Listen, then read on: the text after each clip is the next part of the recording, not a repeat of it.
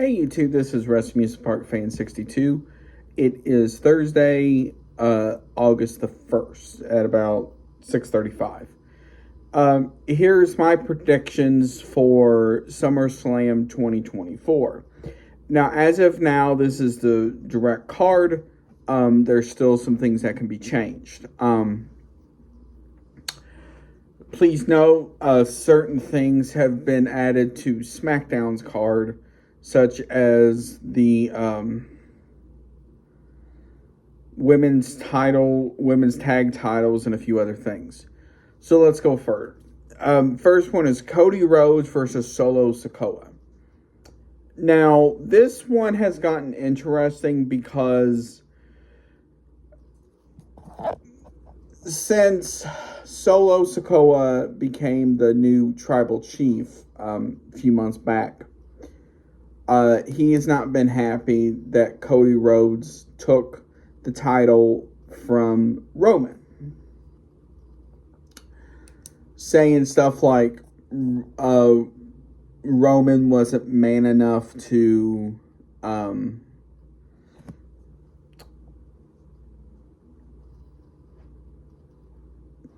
beat Cody again and stuff like that, even with the help of The Rock.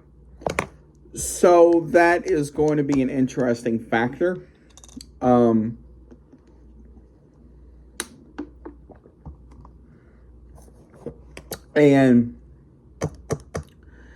we'll probably see some interference of the bloodline in some sorts.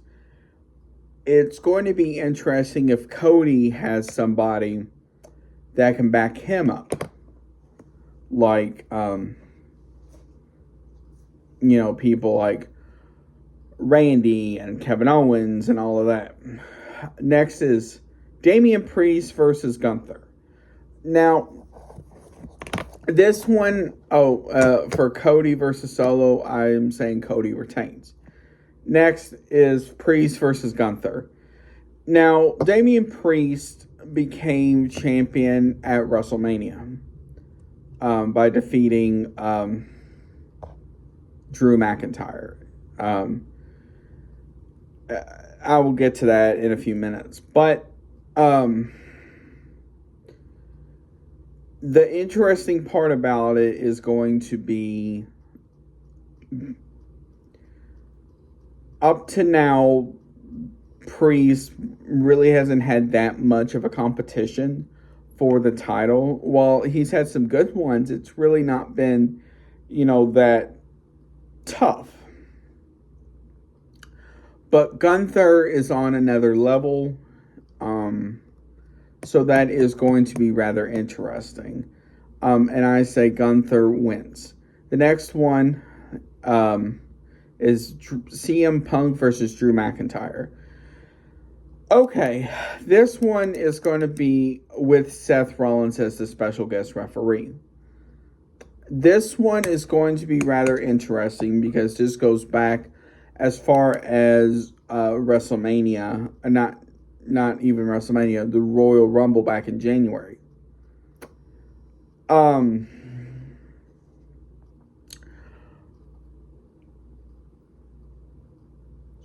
Because both Seth Rollins and Drew McIntyre doesn't like Punk being there, but at the same time, Seth doesn't like Drew or Punk. So it's going to be interesting if Seth kind of goes one way.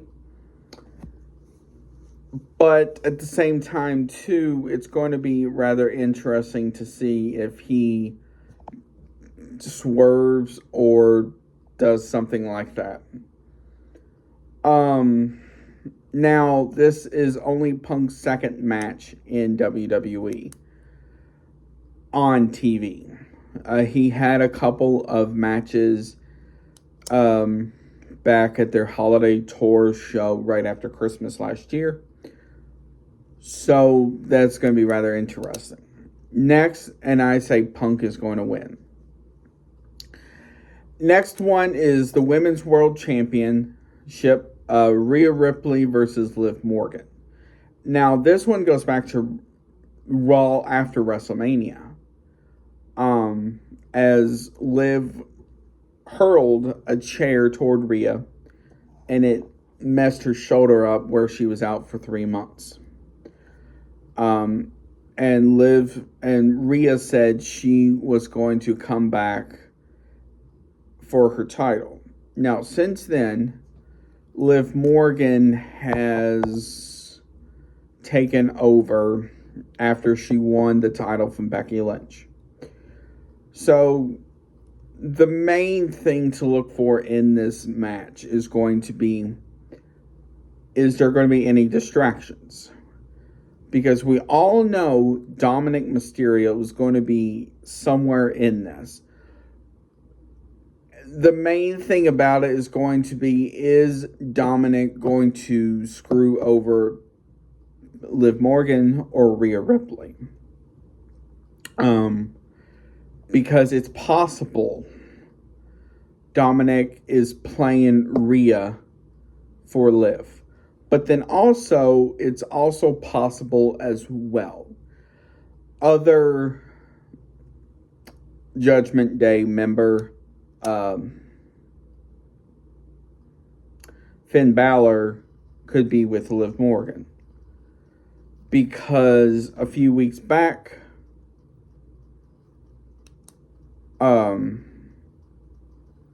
there was, they did a scene where Liv Morgan was giving Dom her hotel room key, and instead of Dom taking it, it was Finn Balor.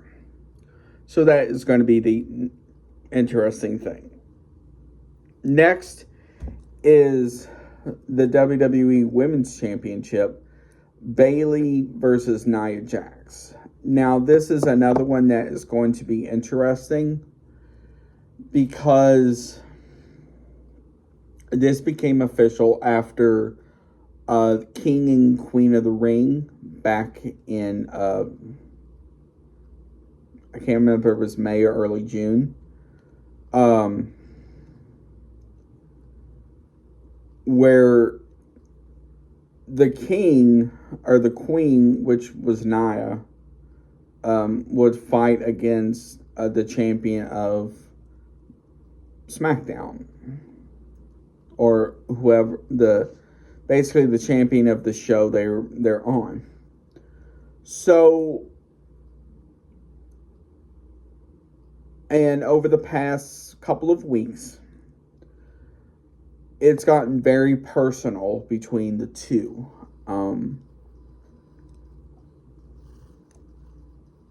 The funny one I found was, I can't remember if it was last week, the week before last, where Nia said Bayley had a Brazilian butt lift, and then the other one was Bayley saying Nia was big, clumsy, and something else.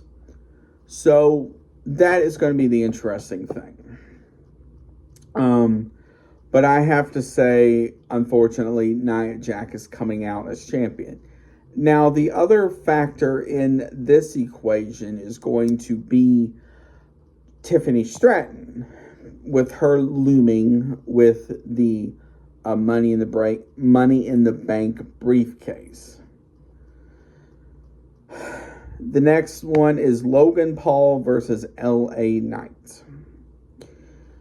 Now, Logan Paul has held the U.S. title for 200 and something days now. He beat Rey Mysterio at Crown Jewel in November of last year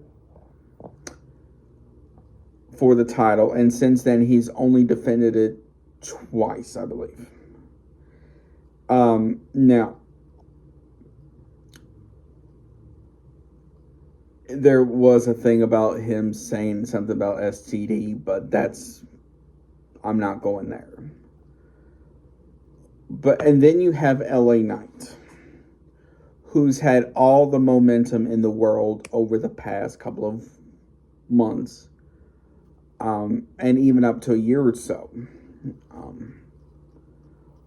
But that has been one of LA's downfalls, has been he's never been quite be able to get any gold. This could be his chance to not only shut up LA or Logan Paul, but also basically tell the haters, yes, I can do this. And also, I do say LA Knight wins. And the last one is Sami Zayn versus Braun Breaker. Now,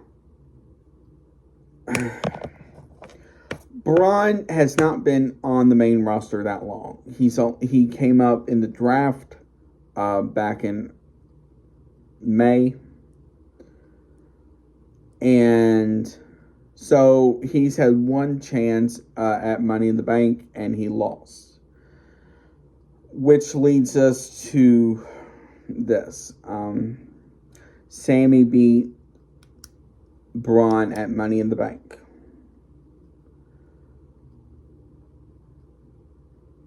But Braun says he's more focused than he was at Money in the Bank. And Braun has destroyed Sami over the past couple of weeks.